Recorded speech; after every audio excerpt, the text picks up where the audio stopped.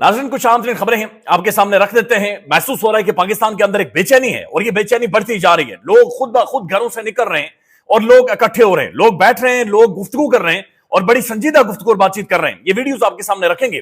साथ साथ एक और इंकशाफ हुआ है कि अवान सदर में कुछ खुफिया मुलाकातें हुई हैं और इन खुफिया मुलाकातों का मतलब यह है कि हुकूमत के गले में रस्सी किस तरह से कसी जाएगी या हुकूमत का दम घुट रहा है, वो आपके सामने रखते हैं। लेकिन सबसे पहले अली अमीन गंडापुर साहब ने एक गुफ्तगू की है, बड़ी संजीदा और अहम तरीन गुफ्तगू उन्होंने की है और इस गुफ्तगू में उन्होंने फौजी जवानों को भी मुखातिब किया है। 1-1.5 मिनट की एक क्लिप देख लें कि गंडापुर साहब क्या कह रहे हैं। जब तू चलता है ना तो तेरी कमर की लचक बताती है तो कितना मर्द है।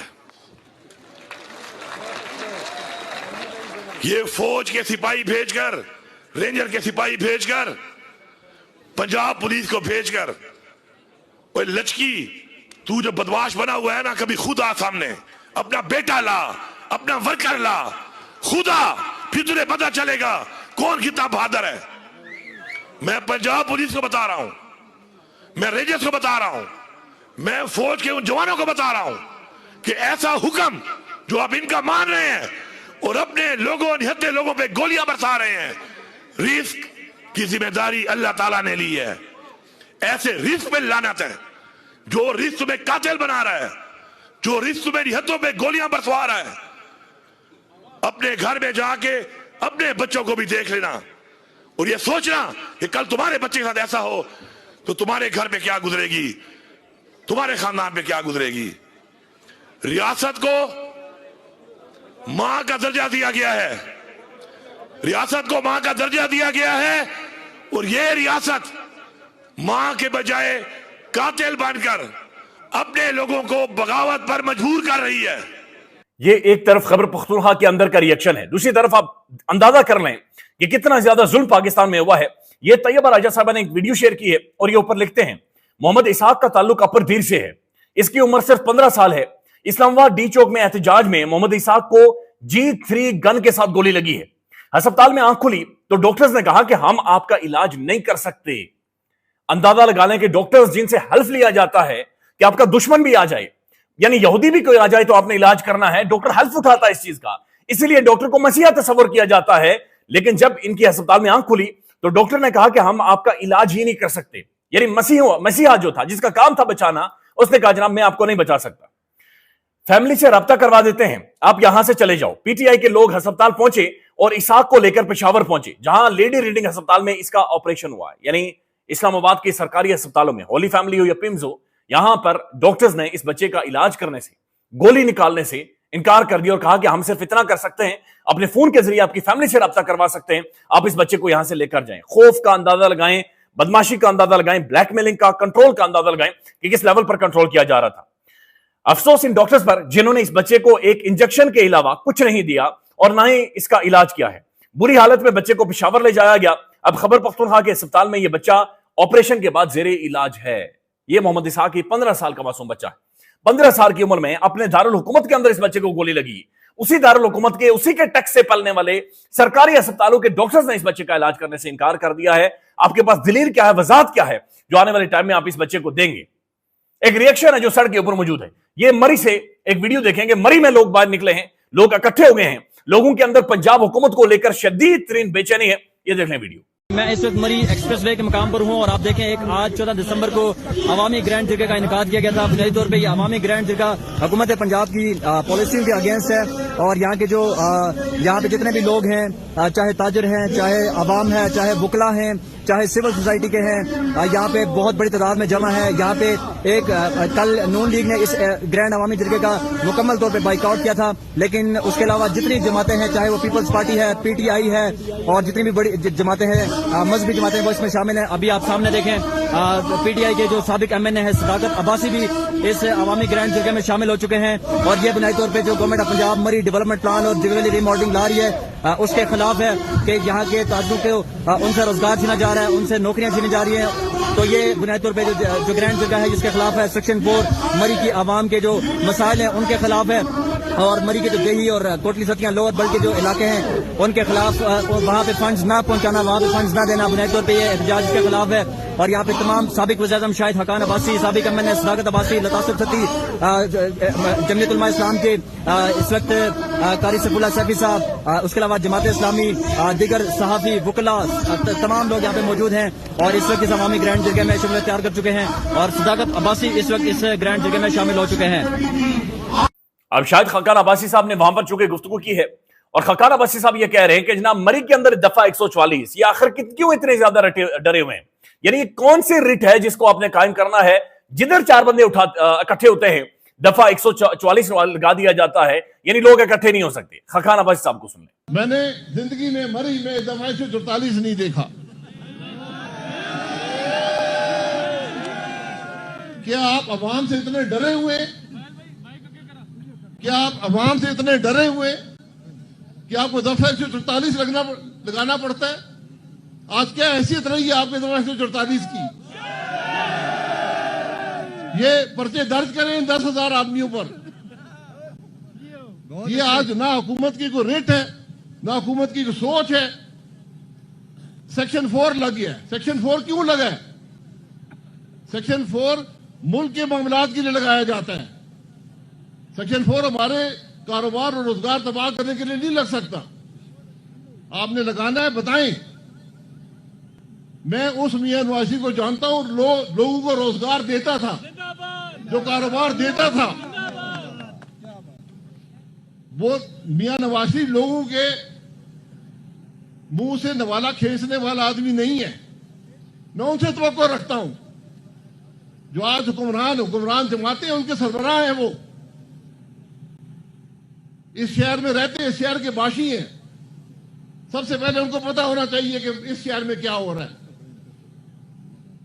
आप माल रोड को खत्म करके एक नया, ये 200 साल पुराना माल रोड है, जिसका गली पुराना बाजार है। ये टूरिस्ट का बाजार नहीं है। 8-10 गांव यहां से अपने सामान, अब जो रोजमर्रा का सामान है वो लेते हैं। ये मोटरवे पे कुछ बिल्डिंगें हैं, कुछ नहीं है।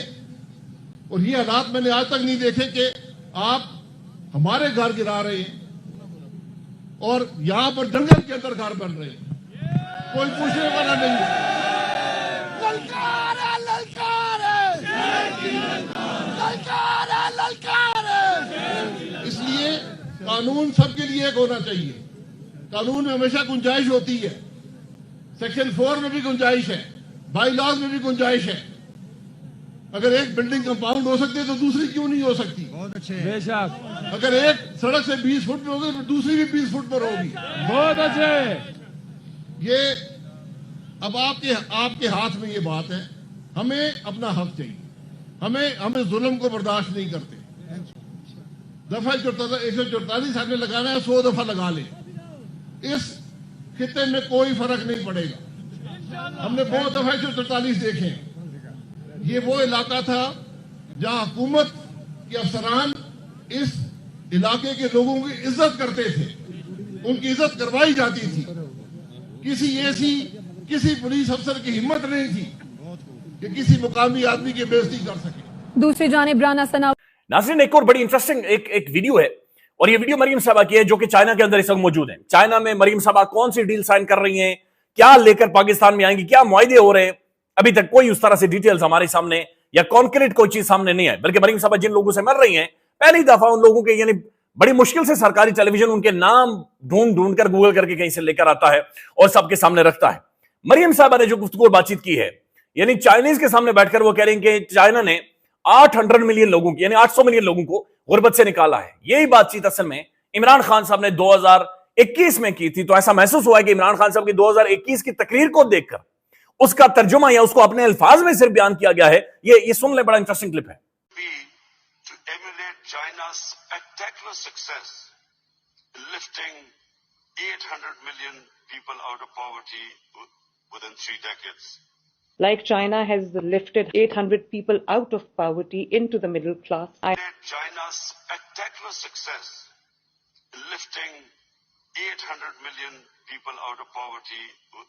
यानी वही बातचीत जो खान साहब 2021 में कर रहे हैं, वही चीज 2024 में जाकर चाइना को रिपीट करके सुनाएगी। मेरे ख्याल में चाइनीज थक गए होंगे, वो अक गए होंगे, उनके कानों से धुआं निकल रहा होगा कि यार जो भी आता है यहां पर आकर हमें हमारी मसाले देना शुरू करता है, आगे बढ़ो, अपनी भी गलबात करो, अपने पास तो है कुछ नहीं।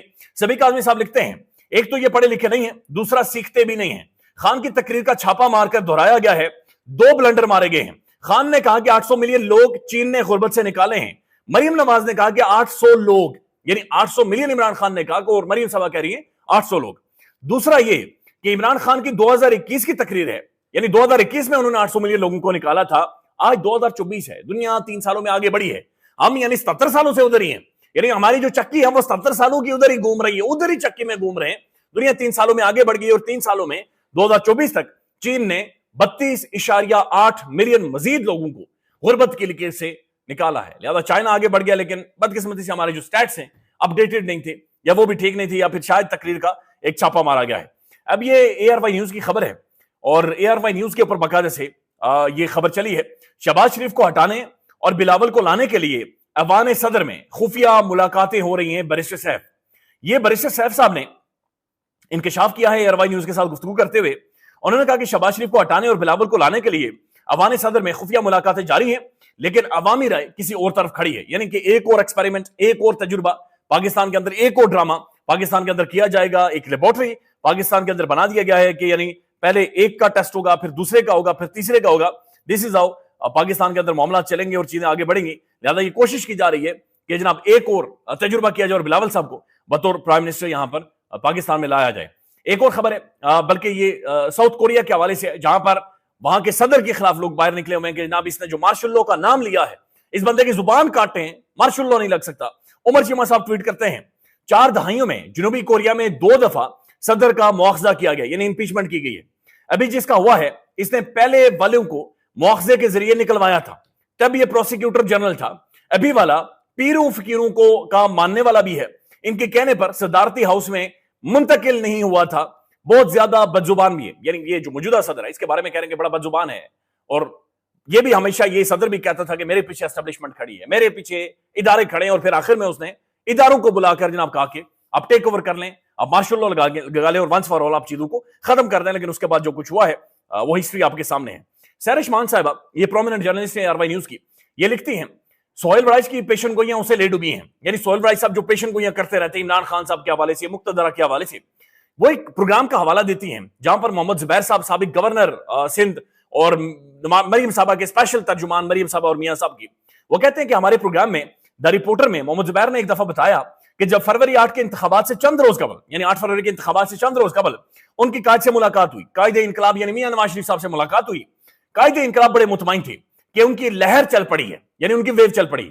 कायद के पास सोहेल वराइज साहब भी तशरीफ फरमा थे। मोहम्मद जुबैर ने कायदे इनकलाब को जमीनी सूरत की संगीनी बताई कि कायदे मोहतरम अवामी मूड इंतकामाना है और हवा असल में आपके खिलाफ चल रही है। मोहम्मद जुबैर साहब कहते हैं कि जुई मैंने मियां साहब को यह बताया कि जनाब आपके हक में हवा नहीं चल रही है, गलत लोग बता रहे हैं, इन्होंने गलत पंखे लगाए हुए कि आपके हक में हवा चल रही है, कोई ऐसी बातचीत नहीं है। वो कहते हैं कि मियां साहब शदीद गुस्से में आए और उन्होंने मुझसे पूछा कि मोहम्मद जुबैर साहब आपने कभी काउंसलर का भी इलेक्शन लड़ा है, आपको क्या पता है हवा चलती है या नहीं चलती। वो कहते हैं मैंने मियां साहब को कहा कि कायदे मोहतरम जो सोहेल वराइज अभी आपको बताकर गया कि आपकी हवा चल रही है, इसने भी कभी जिंदगी में किसी भी तरह का इलेक्शन नहीं लड़ा या काउंसलर का इलेक्शन नहीं लड़ा।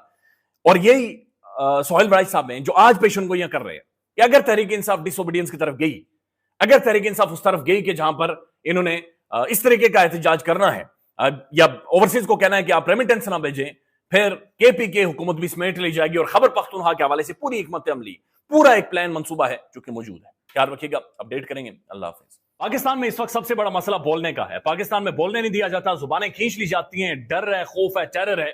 पाकिस्तान का मीडिया मुकम्मल तौर पर कंट्रोल्ड है, वेल मैनेज्ड है, एक मैसिव सेंसरशिप है। इसी तरह का दबाव पाकिस्तान में siyaset.pk भी फेस कर रहा है, जिसे पाकिस्तान भर में गुज़श्ता कई महीनों से मावरा आइन, मावरा कवानीन मुकम्मल तौर पर बंद कर दिया गया है, मुकम्मल तौर पर बैन कर दिया गया है। siyaset.pk की नशरियात को लिमिटेड करके पाकिस्तान में छोड़ दिया गया है। तमाम तर कानूनी मुआवजे के ऊपर आवाज उठाई गई, दस्तक दी गई, लेकिन हर तरफ से खामोशी है, सन्नाटा है, कहीं पर कोई सुनवाई नहीं है, कोई सुनने को तैयार नहीं है। लेकिन इसका हल क्या है? क्या खामोश हो जाए? क्या सवाल ना करें? क्या मालूमात आप तक ना पहुंचाएं? क्या इंफॉर्मेशन आप तक ना पहुंचाएं? मालूमात भी पहुंचेगी, इंफॉर्मेशन भी पहुंचेगी, सवालात भी उठेंगे, लेकिन अब आपने रोल प्ले करना है। आपने अपना किरदार अदा करना है और छोटा सा एक प्रोसीजर है, प्रोसेस है, उसके बाद आप अपना किरदार अदा करें और हमारी मदद करें। पहले आपने यह करना है कि हमारे YouTube चैनल को सब्सक्राइब करना है, उसके बाद ज्वाइन के बटन के ऊपर जाना है, क्लिक करके हमारा मेंबर बनना है, या फिर दूसरा ऑप्शन यह है कि आपने वीडियो की डिस्क्रिप्शन में जाना है, वहां पर पैट्रियन का लिंक मौजूद होगा, उस लिंक के ऊपर क्लिक करें और हमें सपोर्ट करें, हमारा हिस्सा बने, हमारी ताकत बने। ख्याल रखिएगा। अल्लाह हाफिज।